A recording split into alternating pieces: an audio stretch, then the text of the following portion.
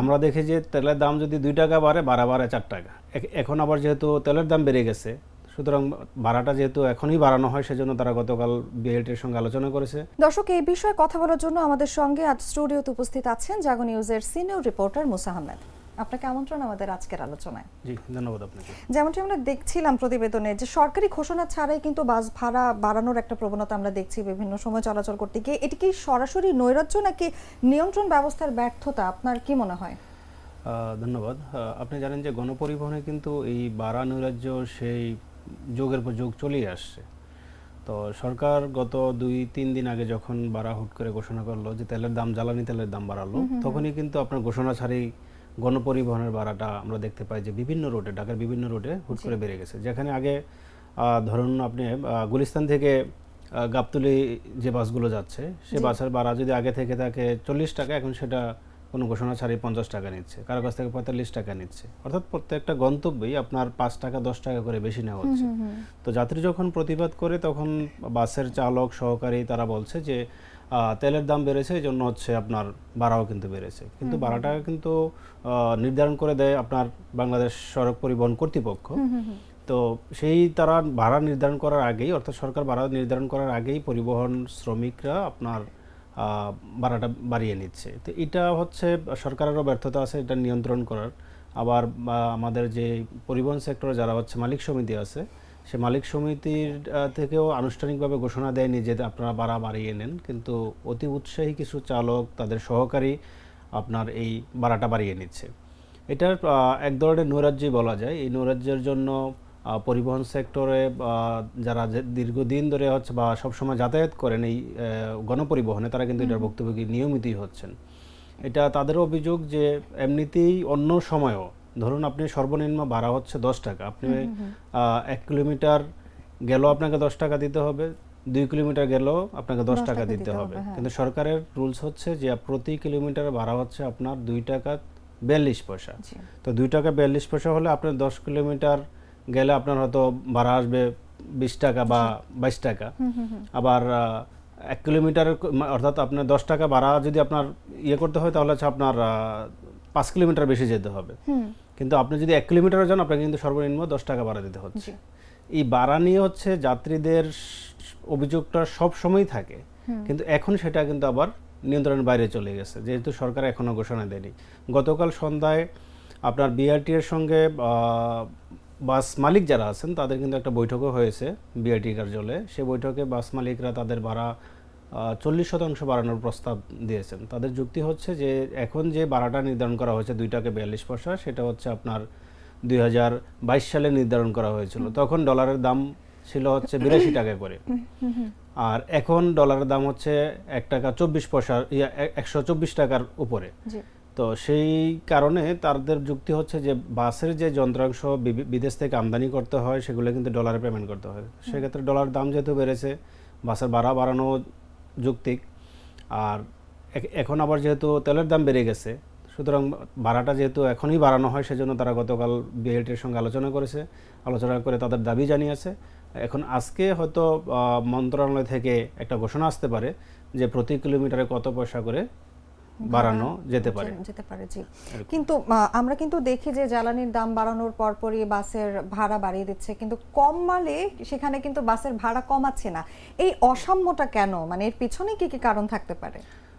সেটা আপনি জানেন, বাংলাদেশের যে কোনো জিনিসের একবার যখন দাম বাড়ে, সেটা কমানোর হারটা আমরা ওইভাবে দেখি না। তেলের দাম সবসময় ঊর্ধ্বমুখী থাকে, খুব কমই হচ্ছে কমের দিকে নামে।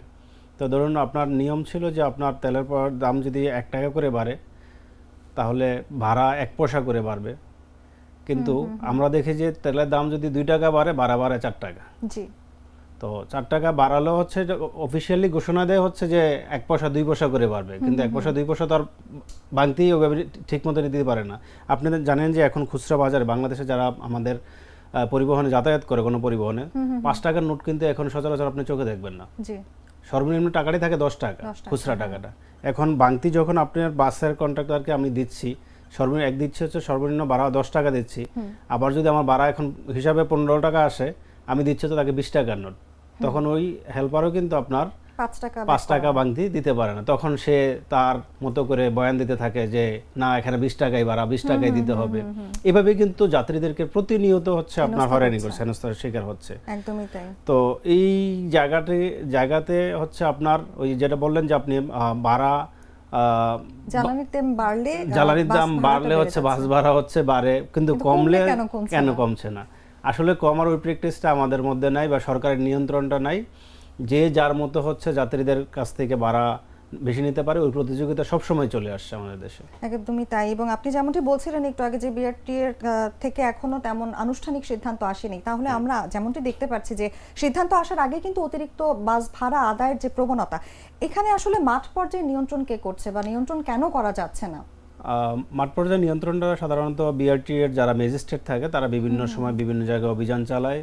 সেই অভিযানে ভাড়ার বিষয়ে অনেক সময় খুব কম, তবে সেটা অভিযান চালিয়ে তারা হচ্ছে দেখে যে সরকার নির্ধারিত ভাড়াটা নেওয়া হচ্ছে কিনা। তো এই প্রেক্ষাপটে এখন পর্যন্ত গত 2 দিনে আমরা কোনো কর্মকর্তাকে তাদের দেখিনি যে তারা যেহেতু তেলের দাম বাড়ছে এবং এই অভিযোগটা যেহেতু উঠছে যে সব জায়গায় বেশি ভাড়া নেওয়া হচ্ছে, তাদের কোনো কর্মকর্তা ফিল্ড লেভেলে এখন পর্যন্ত আমরা দেখিনি। এবং যারা বাংলাদেশ সড়ক পরিবহন মালিক সমিতি, ঢাকা সড়ক পরিবহন মালিক সমিতির কর্মকর্তাদেরও আমরা দেখিনি যে তারা মাঠ পর্যায়ে যেয়ে বা তাদের স্টাফদেরকে বলে দিয়েছে যে ভাড়া অতিরিক্ত নেওয়া যাবে না, এটা আমরা বলতে শুনিনি। তবে মালিক সমিতির পক্ষ থেকে আমরা যাদের ঊর্ধ্বতন যারা কর্মকর্তা আছে তাদের সঙ্গে কথা বললাম, তারা জানিয়েছেন যে তারা ভাড়া বাড়ানোর বিষয়ে কোনো নির্দেশনা দেননি। আগের যে ভাড়াটা আছে সেই ভাড়াটাই নেওয়ার জন্য বলা আছে।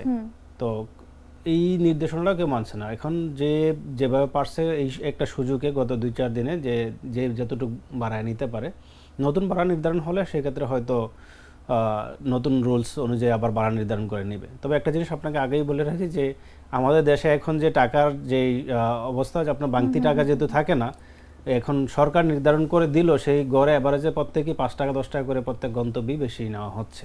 তো এটার জন্য বিআরটিএ সহ আপনার যদি আমাদের এই অবস্থা থেকে উত্তরণ করতে হয়, যেমন আমার ইয়াতে মেট্রো রেলে যেমন কার্ড আছে, এমন যদি কার্ড সিস্টেম আমাদের থাকতো যে আমি পাঁচকলা অমুক স্টেশন আমি স্ট্যান্ডে নেমে যাব, আমার এতটুকু দূরত্বর ভাড়া এত পয়সা করে কেটে রাখবে কার্ডে, তাহলে কিন্তু এটা নিয়ন্ত্রণ করা সম্ভব। অন্যথায় এখন প্রতি কিলোমিটার 5 পয়সা যদি 10 পয়সা করে বাড়ানো হয়, এই পয়সা হিসাব করে আসলে ভাড়াটা নিয়ন্ত্রণ করা সম্ভব হবে না।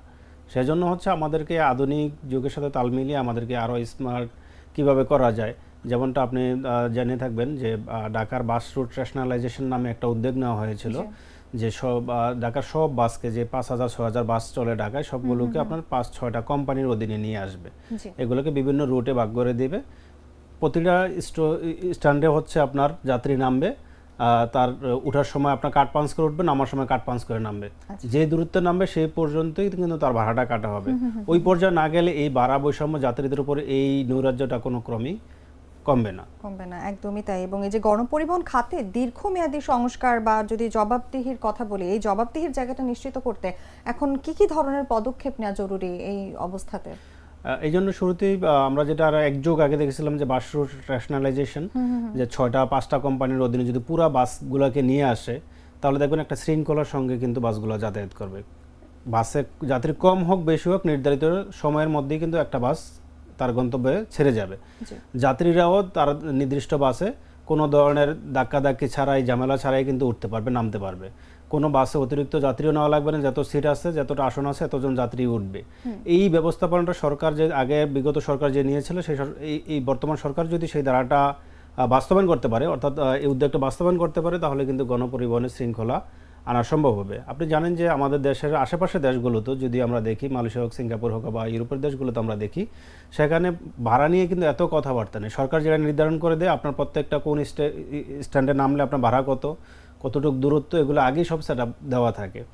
ওই প্রক্রিয়ায় না গেলে আমাদের দেশে এই নৈরাজ্য বন্ধ হবে না। এখন সরকারের উচিত যে বাস রুট রেশনালাইজেশনটা উদ্যোগটাকে আবার নতুন করে বাস্তবায়ন করা। আপনি জানেন, ইতিমধ্যে আমি বললাম যে মেট্রো রেলে কিন্তু সেই ব্যবস্থাপনা আছে। আমাদের হাতিরঝিলে যে চক্রাকার বাসগুলো চলে, সেখানেও কিন্তু ব্যবস্থাপনা আছে। আপনি কার্ড পাঞ্চ করে উঠলেন, আবার নির্দিষ্ট স্থানে নেমে গেলেন, কার্ড পাঞ্চ করে আপনার টাকা কিন্তু নির্দিষ্ট পরিমাণে কেটে নিচ্ছে। এভাবে প্রত্যেকটা সেক্টরে যদি আপনার চালু করেন কার্ড ব্যবস্থাপনা, তাহলে অথবা টিকিট ব্যবস্থাপনা, তাহলে হচ্ছে কিন্তু আপনার এই নৈরাজ্যটা কিছুটা নিয়ন্ত্রণ করা নিয়ন্ত্রণে সম্ভব। চলে আসবে। একদমই তাই, এবং আমাদেরও আশা থাকবে যে সংশ্লিষ্ট কর্তৃপক্ষ যাতে এই বিষয়ে কিছুটা নজরদারি করে। অবশ্যই। আপনাকে অসংখ্য ধন্যবাদ আমাদের সঙ্গে আজ আলোচনায় উপস্থিত থাকার জন্য। জি, আপনাকেও ধন্যবাদ। গ্লিটারের টুইন লেমন ও অ্যান্টিব্যাকটেরিয়াল ফর্মুলা বাসনকে চকচকে জীবাণুমুক্ত করে আমাদের দেয় গ্লিটার গ্যারান্টি।